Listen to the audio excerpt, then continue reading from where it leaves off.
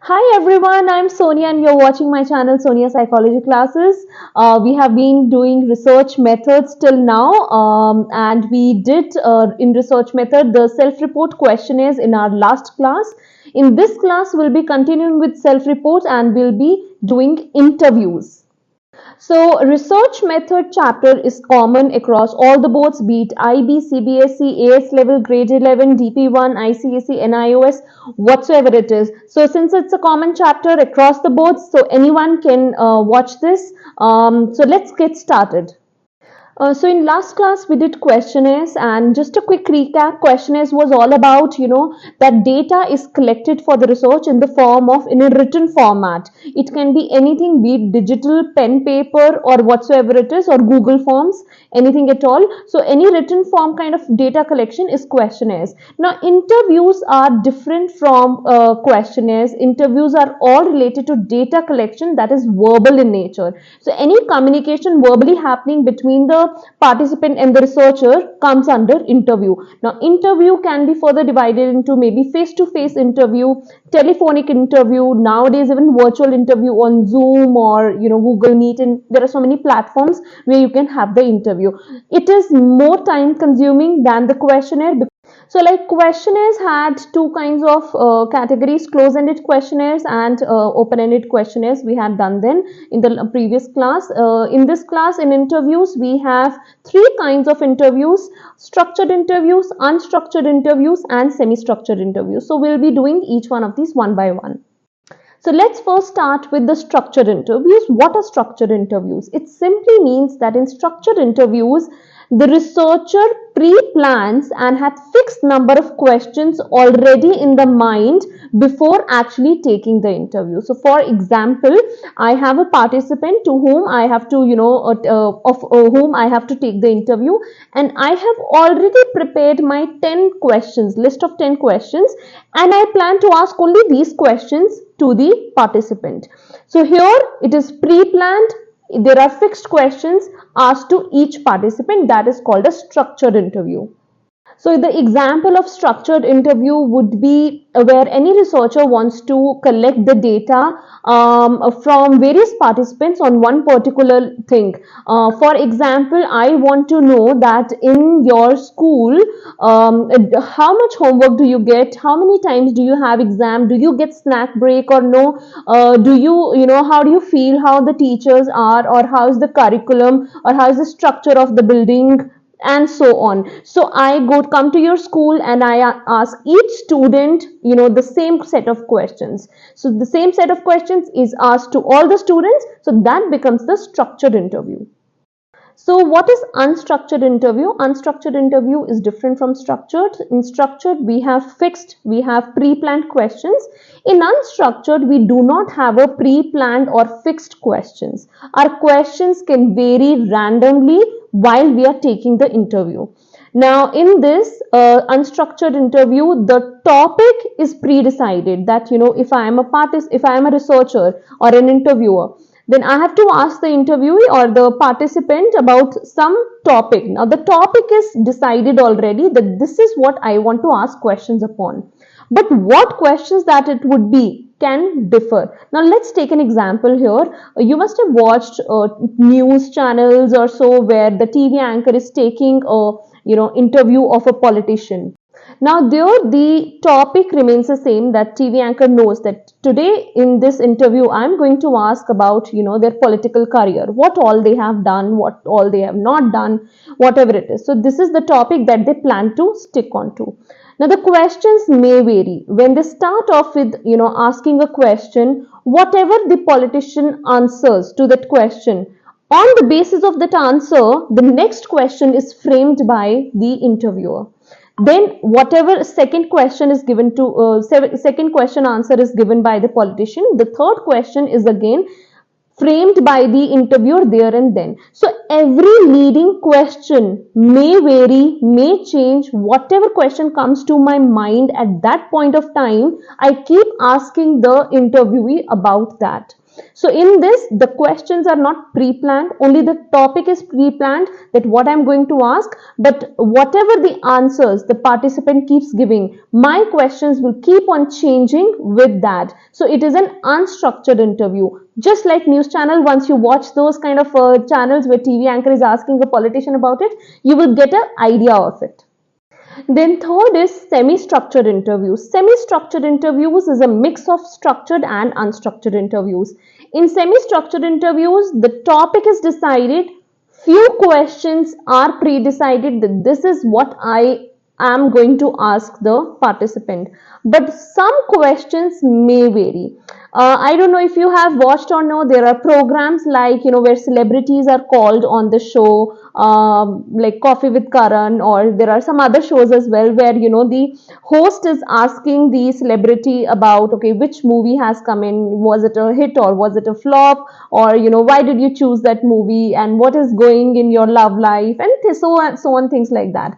So now here the few things are already decided, but he has to ask about their career, they have to ask about their love life, they have to ask about their flops or movies or work, whatever it is. So these are the questions I'll be asking, but there are some questions in between that may vary from celebrity to celebrity. Different celebrities have a different life, or different work altogether. So as a researcher, as an interviewer, I would be asking them different type of questions in between. So it's a mix of structured as well as unstructured questions. So that is called a semi-structured interview.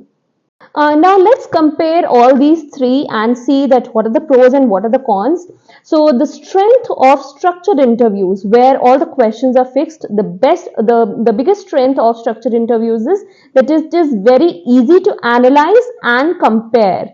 So the comparison can be done. Why? Because let's say I'm a researcher and I have 10 students, 10 participants in front of me. I have asked the same question to each one of them. So since the questions are same, I can very well compare the answers of all these 10 and maybe make a graph of it, make a chart of it, and it's easy to analyze, compare, and tell, this is what it looks like. I gave an example of me taking a interview, structured interview in a school, asking about their snacks, about their homework, exams, and all that. So I can compare answers of all these school students and then come up with a report saying that 70% of them think that homework is too much in the school, and 30% think that exams are very hectic. There are too many exams happening in a year. So this how in a structured interview, since the questions are same, it's easier for me to compare all the answers. Whereas in unstructured interviews, it is difficult for me or almost impossible for me to compare the answers or compare the interviews. If to a politician I'm asking, then now their work, their political life, their whatsoever is altogether different from a celebrity, from some other TV celebrity or some other model celebrity or so whatsoever. So each one have their own work life, each one have their own life, personal life. So it's very difficult for me because the questions asked to each one of them is completely different. If the questions are different, obviously I cannot compare their answers. So in unstructured, comparison cannot be done. Another difference between structured and unstructured is structured interviews can be taken by a person who is not an expert, can be taken by anybody. If I write down 10 questions on a paper and I tell randomly anybody who is not a psychologist or not even an interviewer, I just randomly give that list of questions to anybody and say, go and ask 10 participants, what are the answers, go take the interview. So that person only has to ask those 10 questions and record, either with a recorder or writing. They just need to record all the answers, and that is all. So structured interview where the questions are fixed can be taken by anybody at all. They just need to record the answers.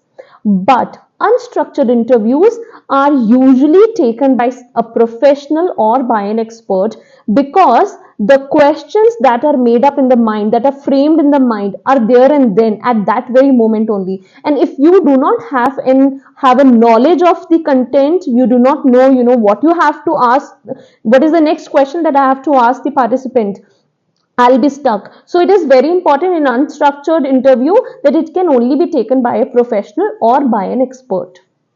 Now, next is understanding the advantages and disadvantages of interview. Here, I'm only talking about interview. I'm not talking about the types, not about structured, unstructured. As a whole, interviews, what are the advantages and disadvantages? So, the first advantage of interview is that it gives us an in-depth data. You can note down these keywords which are important, in-depth data.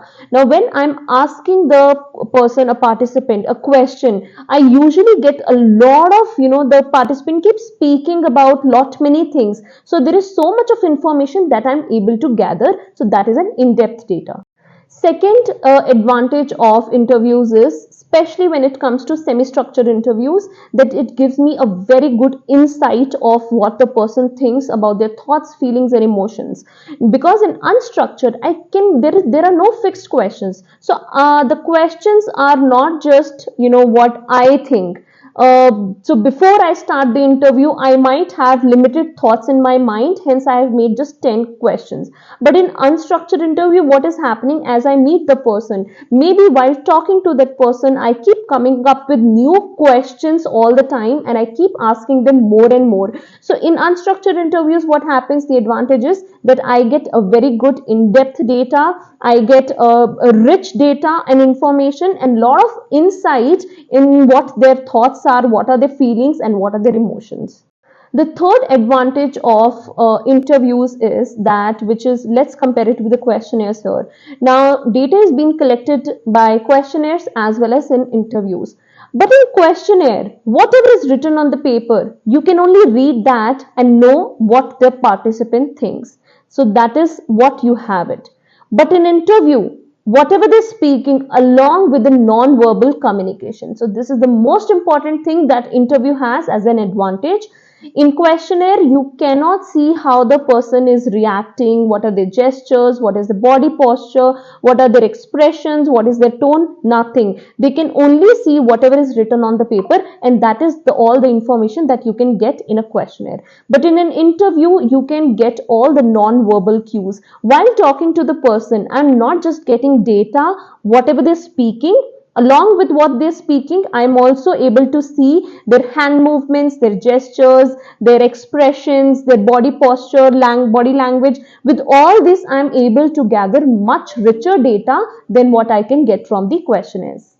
And fourth advantage of interview is that one of the interviews which I told you earlier about is telephonic interview. Now in interviews, what happens? We actually have to go and meet.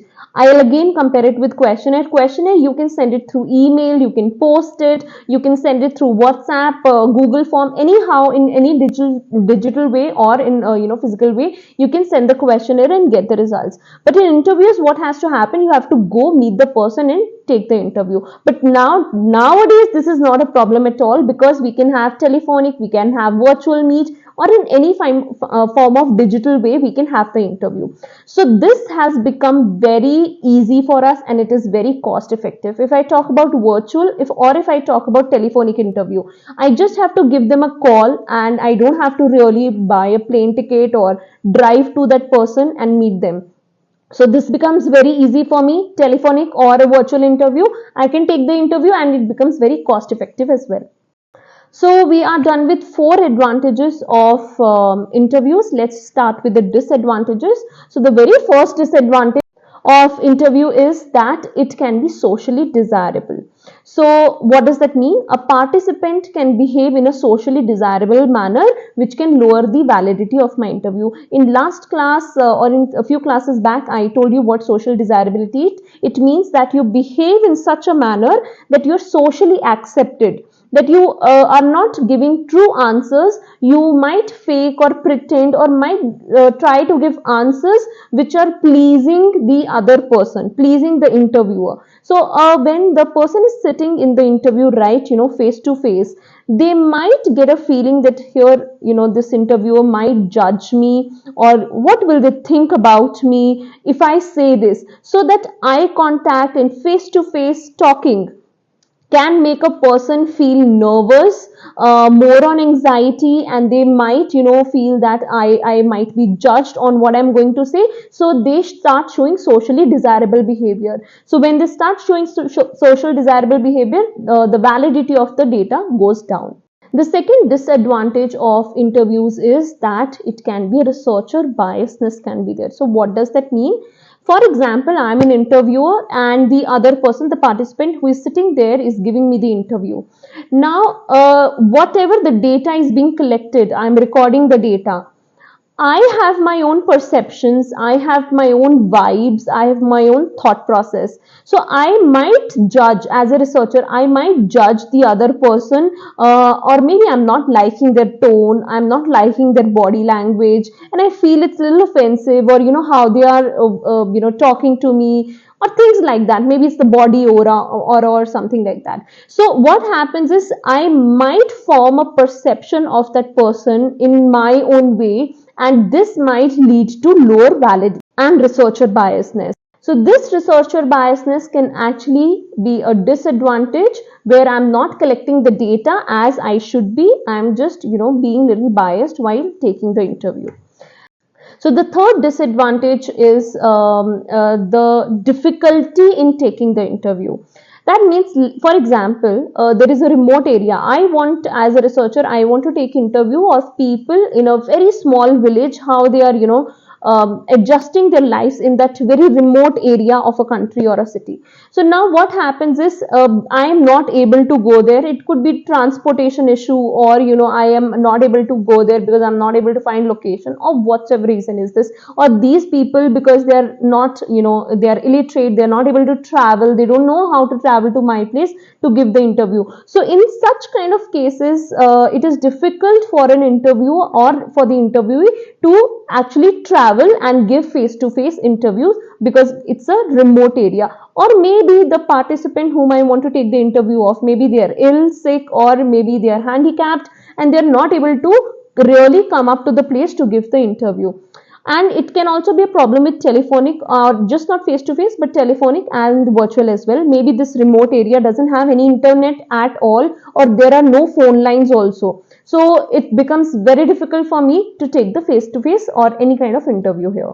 The fourth disadvantage is, especially when we talk about telephonic interview. Now, virtual is fine, face to face is fine, but when it becomes a telephonic interview, though I said it's very cost effective, it's very easy, but at the same time, it's a telephonic.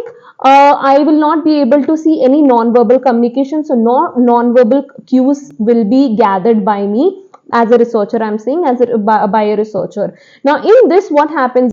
Even the participant, they might not be able to build up the trust and open up while answering their questions on the telephone. So if somebody is calling me and asking me the questions during an interview, I might feel it a little strange that I'm giving all the answers, I'm opening up myself to a stranger on the phone. So there is no face value, there is nobody in front of me, so I might start distrusting. So, well, these were the disadvantages of interviews. So, since we are done with the interviews today, I hope you learned well, you understood the concept well. Well, it wasn't hard at all. So, next is these, I've put in some practice questions here. Please go through these practice questions, try to answer these. And in case you're not able to understand any question, you don't know how to answer a specific question, please write in the comment below and I will definitely get back to you to help you out with the answers. Or if you want, you can even comment and request for the answers video, and I'll make a separate video where I'm answering all these practice questions for you. So that was all for the interviews. We did what are interviews, what are the types of interviews, what are the advantages and disadvantages of the types of interviews, and what are the advantages, disadvantages of the interviews. So we're completely done with the interview part. Now next, in my next lesson, I would be covering psychometric test. So don't forget to subscribe my channel so that you get a notification and you know that when my next lesson is coming up. And next lesson, do what? Psychometric test. Till then, bye bye.